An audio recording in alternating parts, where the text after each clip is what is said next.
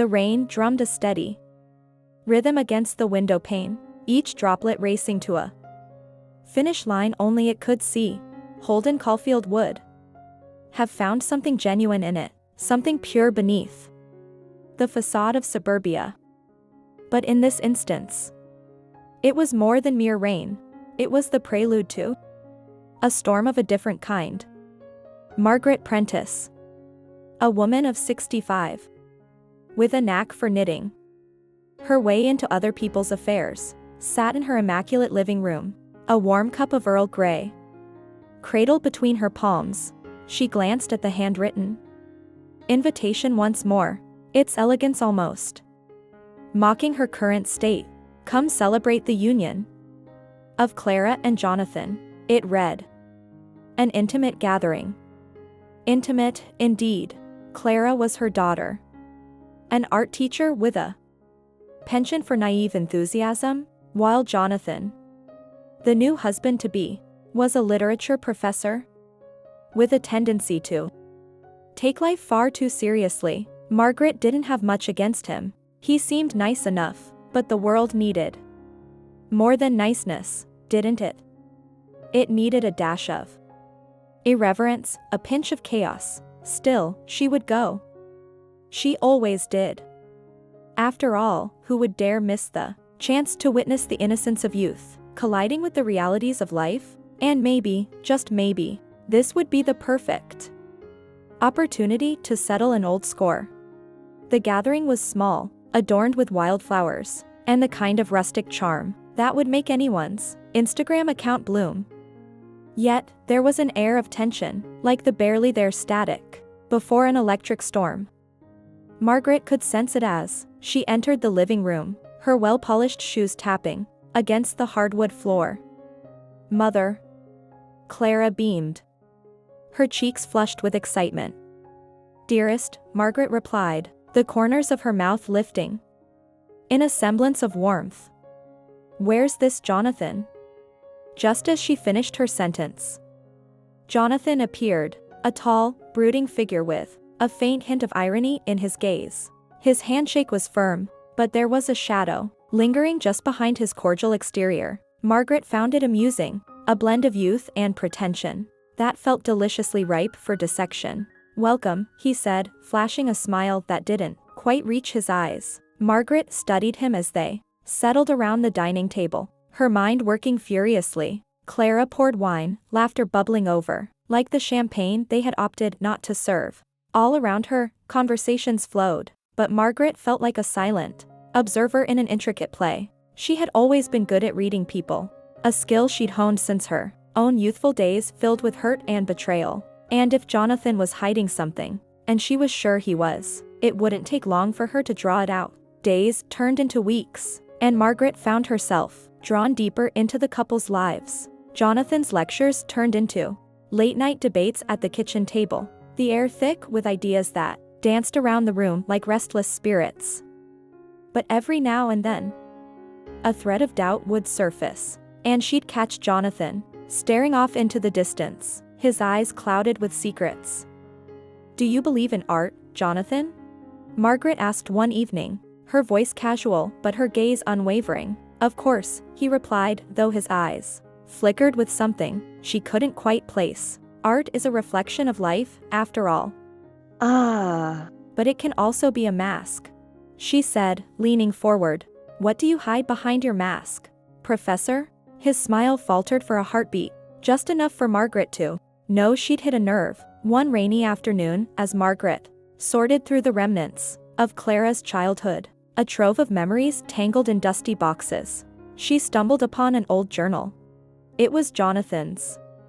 A sense of mischief danced in her chest as she opened it, the pages filled with an intimate tapestry of thoughts, fears, and grievances.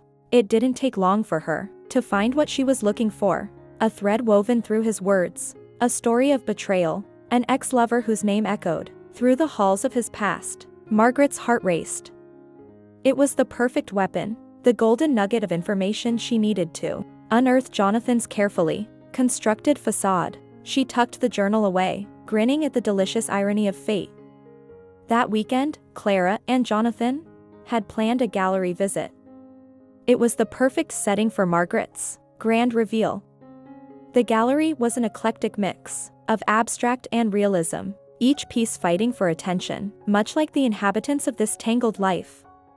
As they strolled through the gallery, Margaret watched Jonathan closely, gauging the moments when he was lost in thought versus when he was engaged.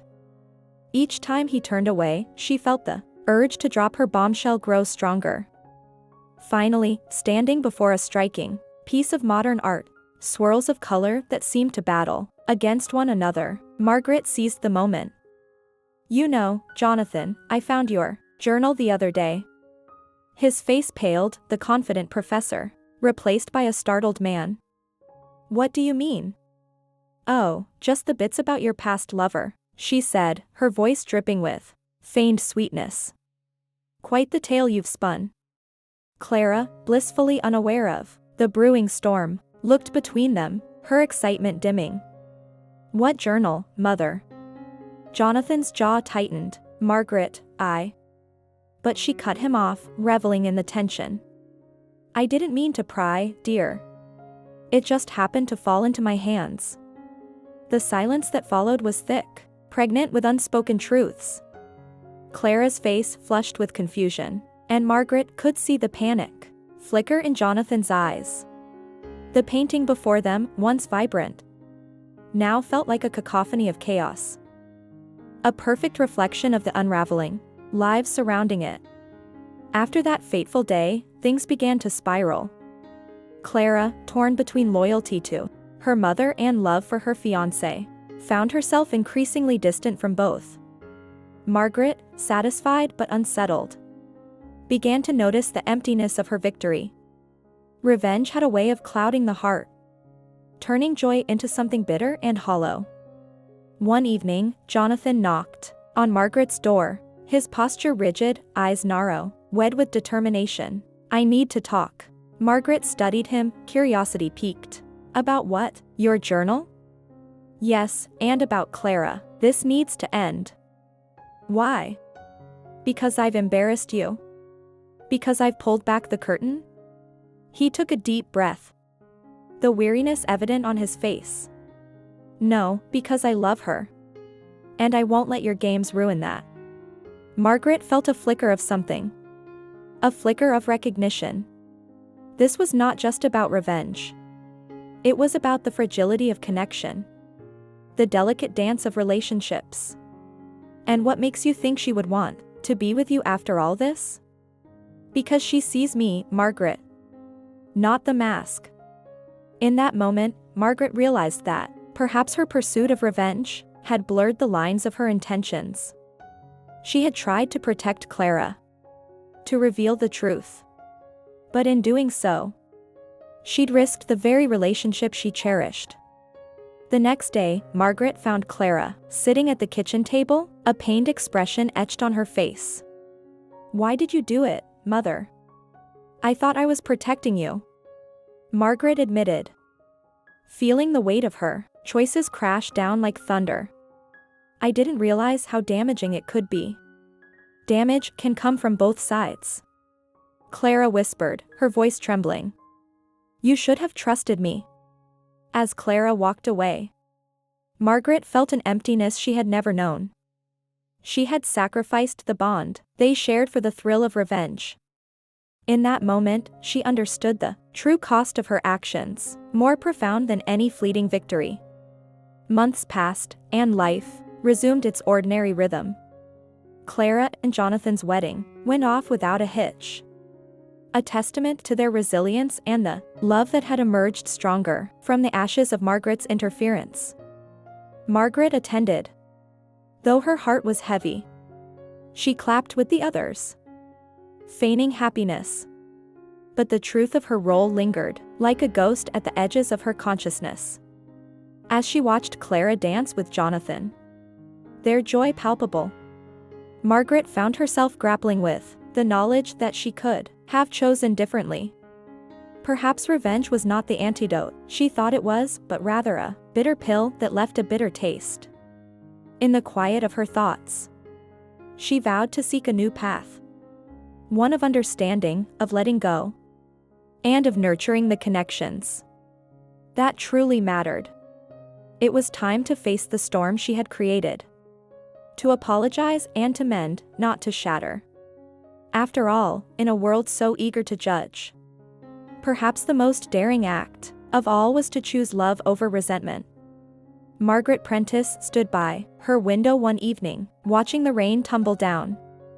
It was a cleansing, a reminder that life, with all its complexities, held the promise of renewal. The storm had passed, but the lessons remained. And somewhere in the distance, she could hear the laughter of her daughter, a sound she was determined to cherish above all else.